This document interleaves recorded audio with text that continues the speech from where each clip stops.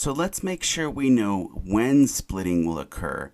How far or how close do the hydrogens need to be to split one another? Well, in the most simple case that we see here on the left, we should know that these two hydrogens are definitely close enough to split each other. The carbon connected to each hydrogen is a neighboring carbon, so splitting will be observed. We also saw an example in the case on the right here that even these two hydrogens can split each other.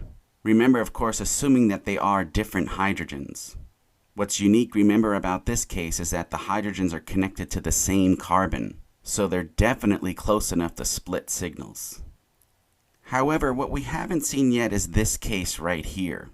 In the NMR, you can actually observe that this hydrogen right here could possibly split this hydrogen right there and vice versa. Notice how far they are apart here. This hydrogen right here is connected to this carbon. We have a double bond right here. This would be the neighboring carbon. Then we have a single bond and another additional carbon over here, and then the next hydrogen. When splitting is observed in this case, it's appropriately called long-range coupling. But what you see in front of you, all of that is necessary in order for long-range coupling to take place.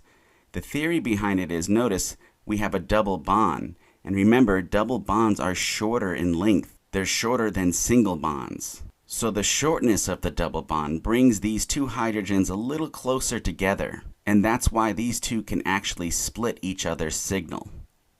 However, in this case right here, there would be no splitting observed between these two hydrogens.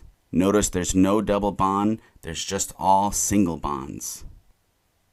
So notice spin-spin splitting occurs over a kind of a short range. The effect is limited. The hydrogens have to be in a certain proximity in order for splitting to occur. And these examples show when we should apply splitting and when we should not apply splitting.